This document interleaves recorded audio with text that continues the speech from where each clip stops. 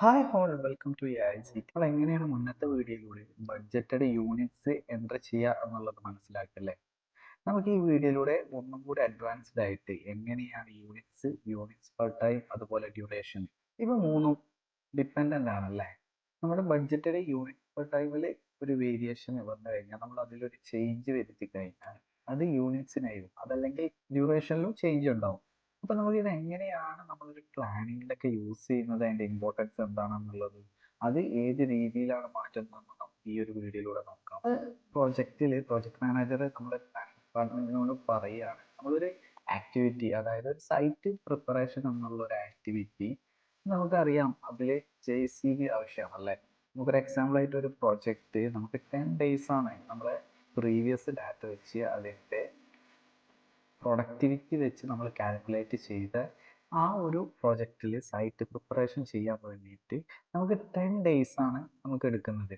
അതിന് വേണ്ടിയിട്ടുള്ള റിസോഴ്സാണ് JCB വേണം, ലേബർ മാൻപവർ കാര്യങ്ങളെല്ലാം വേണം.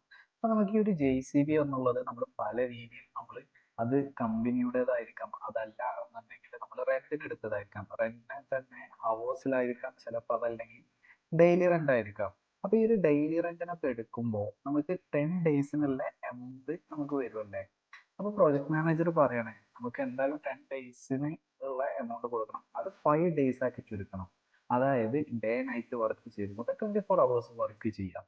അപ്പൊ നമുക്ക് എന്താണ് ഈ ഒരു JCBയുടെ കോസ്റ്റ് കുറഞ്ഞു കിട്ടും. അതായത് 5 daysനുള്ള റെന്റ് മാത്രം നമ്മൾ കൊടുത്താൽ മതി. പക്ഷേ ഇത് കുറക്കുമ്പോൾ എന്താണ്, നമുക്ക് വേറെ പല കാര്യങ്ങളും നമുക്ക് കൂടുതലായിട്ട് വരും. അതായത് ഈ JCB ഓപ്പറേറ്റർ വേണം, അതായത് നമ്മൾ ഓവർ ടൈം കൊടുക്കേണ്ടി വരും. JCB ഓപ്പറേറ്റർ, അതുപോലെ മറ്റ് ഹെൽപ്പേഴ്സിന് എഞ്ചിനീയേഴ്സിനൊക്കെ ഓവർ ടൈം ഒക്കെ കൊടുക്കേണ്ടി വരും അല്ലേ. അപ്പോൾ ഇത്തരത്തിലുള്ള ഒരു സന്ദർഭത്തിൽ പ്രൊജക്ട് മാനേജർ പറയുകയാണ്, നമുക്ക് അത്ര ഈ ഒരു 5 days കൊണ്ട് തീർക്കണം. അതിൽ എന്തൊക്കെയാണ് റിക്വയർമെന്റ്സ് നമുക്ക് ആവശ്യമുള്ളത്, അതിൽ എന്താണ് കോസ്റ്റിന്റെ വേരിയേഷൻ എത്രത്തോളം വരും, ലേബറിൻ്റെത്. അപ്പോൾ ഇതൊക്കെ ഒന്ന് കമ്പയർ ചെയ്യേണ്ടി വരും അല്ലേ, നമുക്ക് ഇത്രയും ഡാറ്റ ഒക്കെ വെച്ച് ചെയ്യുമ്പോൾ. അപ്പോൾ ഇത്തരത്തിലുള്ള ഡാറ്റ ഒക്കെ പെട്ടെന്ന് എടുക്കാൻ വേണ്ടിയിട്ട് നമ്മൾ പ്രൈമറിയിൽ നമ്മളൊരു സെറ്റിങ്സ് ചെയ്യുന്നുണ്ട്. അതായത് നമുക്കറിയാം, ബഡ്ജറ്റഡ് യൂണിറ്റ് എന്നുള്ളത് നമ്മൾ ഫിക്സ് ആക്കി വെച്ചതാണ്. നമുക്ക് ആ ഒരു മാൻ പവർ എന്തായാലും വേണം. നമ്മൾ ആ ഒരു ഡാറ്റ പ്രീവിയസ് പ്രോജക്റ്റിന്റെ പ്രൊഡക്ടിവിറ്റി കാര്യങ്ങളൊക്കെ വെച്ച് നമ്മൾ ഡാറ്റ കളക്ട് ചെയ്തിട്ടുണ്ട്. ആ ഒരു യൂണിറ്റ്സ് എന്നുള്ളത് ഫിക്സ് ആയിരിക്കും അല്ലേ. അപ്പൊ നമ്മൾ ഈ ഒരു ഡ്യൂറേഷനും യൂണിറ്റ്സ് പെർ ടൈമിൽ ചേഞ്ച് വരുത്തുന്നതാണ് അല്ലേ. ഈ ഒരു രണ്ടെണ്ണത്തിലാണ് നമുക്ക് ചേഞ്ച് വരേണ്ടത്. അപ്പോൾ ഡ്യൂറേഷൻ കുറക്കണം, അതിനനുസരിച്ചും യൂണിറ്റ്സ് പെർ ടൈം എന്നുള്ളത് നമുക്ക് കൂട്ടണം. അപ്പോൾ നമ്മൾ എന്താണ്, യൂണിറ്റ്സ് പെർ ടൈമിൽ കൂട്ടുമ്പോൾ തന്നെ നമ്മൾ ഡ്യൂറേഷൻ കുറഞ്ഞു വരണം. അതല്ല എന്നുണ്ടെങ്കിൽ നമ്മൾ യൂണിറ്റ്സ് കൂട്ടുമ്പോൾ മറ്റ് രണ്ടെണ്ണത്തിൽ ഏതെങ്കിലും ഒന്ന് വ്യത്യാസം ഉണ്ടായിരുന്നു, ഡ്യൂറേഷനോ യൂണിറ്റ്സ് പെർ ടൈമോ.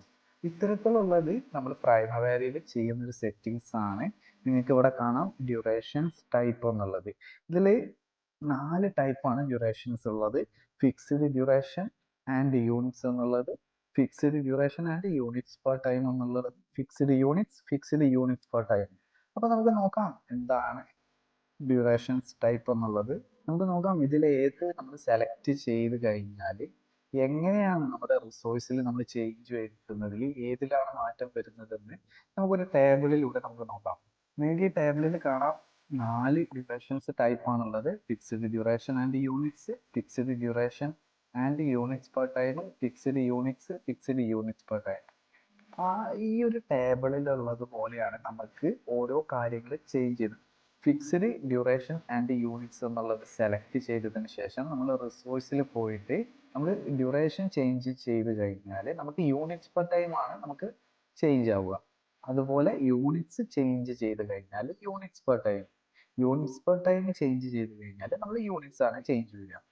അതുപോലെ fixed duration and units per time, duration change ചെയ്ത് കഴിഞ്ഞാൽ യൂണിറ്റ്സ് ചേഞ്ച് ആവും. അതുപോലെ യൂണിറ്റ്സിൽ മാറ്റം വരുത്തി കഴിഞ്ഞാൽ units per time, units per ടൈമിൽ യൂണിറ്റ്സ്.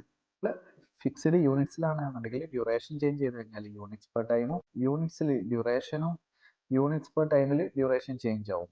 ഇപ്പോൾ ഗാർഡൻ വർക്ക് എന്നുള്ളത് നമ്മൾ സെലക്ട് ചെയ്തിട്ടുണ്ട്. അതിൽ നമ്മൾ ഫിക്സ്ഡ് ഡ്യൂറേഷൻ ആൻഡ് യൂണിറ്റ്സ് എന്നുള്ളത് നമ്മൾ സെലക്ട് ചെയ്തു.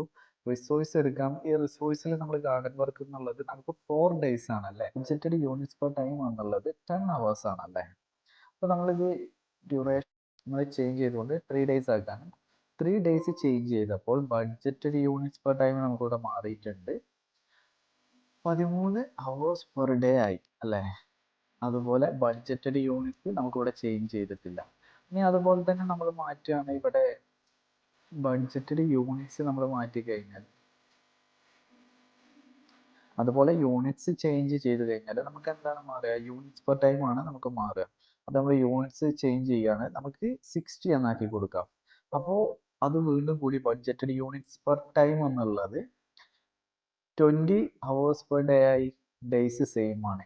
ഇനി നമുക്ക് യൂണിറ്റ്സ് പെർ ടൈം ചേഞ്ച് ചെയ്ത് നോക്കാം, അതിലെന്താണ് മാറ്റം വരുന്നത് നോക്കാം. അതായത് യൂണിറ്റ്സ് പെർ ടൈം എന്നുള്ളത് നമ്മൾ 15 ആക്കി കൊടുത്തു. അപ്പോൾ ഇതിലാണ് നമുക്ക് ചേഞ്ച് വരിക? യൂണിറ്റ്സിൽ, അതായത് 45 ഹവേഴ്സ് എന്നുള്ളത്. അപ്പോൾ ഡ്യൂറേഷൻസ് ടൈപ്പ് നമ്മൾ പ്രൈമറിയിൽ ഇത്തരത്തിലാണ് നമ്മൾ ഹാൻഡിൽ ചെയ്യുന്നത്.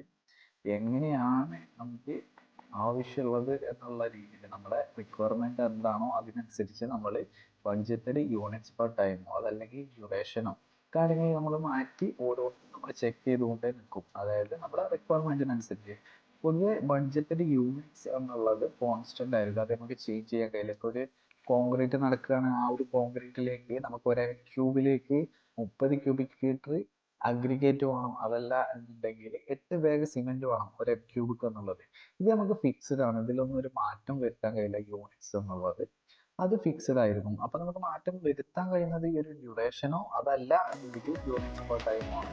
അപ്പൊ ഇതിലെല്ലാം നമ്മൾ അഡ്ജസ്റ്റ് ചെയ്തുകൊണ്ട് എപ്പോഴാണ് നമ്മൾ കരുതുന്ന പോലെ റിസൾട്ട് വരിക, അതല്ല എന്നുണ്ടെങ്കിൽ നമ്മളോട് പ്രൊജക്ട് മാനേജർ പെട്ടെന്ന് ചോദിക്കുകയാണ്, നമുക്ക് അതുപോലെ ചെയ്യണം, എന്താണ് ഇതിന്റെ കോസ്റ്റിന്റെ വേരിയേഷൻ വരിക എന്നുള്ള കേസിലൊക്കെയാണ് നമ്മൾ ഇത്തരത്തിൽ യൂസ് ചെയ്യാം. അടുത്തൊരു ഡ്യൂറേഷൻ ടൈപ്പ് കൂടെ നമുക്ക് ചെക്ക് ചെയ്ത് നോക്കാം. നമുക്ക് ഫിക്സ്ഡ് യൂണിറ്റ്സ് എന്നുള്ളത് എന്താണ്, നമ്മൾ ഫിക്സ്ഡ് യൂണിറ്റ്സിൽ പഠിച്ചത് ഡ്യൂറേഷൻ ചേഞ്ച് ചെയ്ത് കഴിഞ്ഞാൽ യൂണിറ്റ്സ് പെർ ടൈം ചേഞ്ച് ആവും എന്നുള്ളതാണ്. നമുക്ക് ഈ ഒരു ഗാർഡൻ വർക്കിൽ ഡ്യൂറേഷൻ എന്നുള്ളത് 4 ഡേ മാറ്റി 3 ഡേ ആക്കി കൊടുക്കാം. അപ്പോൾ നമുക്ക് എന്താണ് budgeted units per time change ആയിട്ടുണ്ട്. ബഡ്ജറ്റഡ് യൂണിറ്റ്സ് ചേഞ്ച് ചെയ്ത് കഴിഞ്ഞാൽ ഡ്യൂറേഷൻ ആണ് ചേഞ്ച് ചെയ്യുക. അപ്പോൾ നമ്മൾ 45 എന്നുള്ളത് 60 ആക്കി കൊടുക്കാം. നമുക്ക് ഇവിടെ ഉള്ള ഡ്യൂറേഷൻ എന്ന് പറയുന്നത് 3 ഡേ ആണ്. അപ്പോൾ 60 ആക്കുമ്പോൾ ഇതിൽ 4 ഡേയ്സ് മാറിയിട്ടുണ്ട്. അതുപോലെ തന്നെ യൂണിറ്റ്സ് പെർ ടൈം ചേഞ്ച് ചെയ്ത് കഴിഞ്ഞാലും ഇതിൽ ഡ്യൂറേഷനിലാണ് നമുക്ക് ചേഞ്ച് ചെയ്യുക. അതായത് നമ്മൾ യൂണിറ്റ്സ് പെർ ടൈം എന്നുള്ളത് 10 ആക്കി കൊടുക്കാം. അപ്പോൾ നമുക്ക് 6 ഡേയ്സ് ആയി മാറിയിട്ടുണ്ട്. അപ്പോൾ ഇതുപോലെയാണ് ഡ്യൂറേഷൻസ് നമ്മൾ യൂസ് ചെയ്യുക. നമ്മളെ റിക്വയർമെൻറ്റ് അനുസരിച്ച് നമ്മൾ ഇതിൽ ചേഞ്ച് ചെയ്ത് വരും. ഈ ഒരു ടേബിൾ നമ്മുടെ ടൈപ്പ് ഓഫ് ഡ്യൂറേഷനും അത് ഏത് ചേഞ്ച് ചെയ്ത് കഴിഞ്ഞാൽ നമുക്ക് ഏത് ചേഞ്ച് ആവും എന്നുള്ളത് നിങ്ങൾ മനസ്സിലാക്കി വെക്കുക. അതാണ് അതിൽ ഇമ്പോർട്ടൻ്റ് എന്നുള്ളത്. അതിനുശേഷം നമ്മുടെ റിക്വയർമെൻറ്റ് അനുസരിച്ച് നമുക്ക് മാറ്റാം. നമുക്ക് കൂടുതലായിട്ട് അടുത്ത വീഡിയോയിലൂടെ നോക്കാം.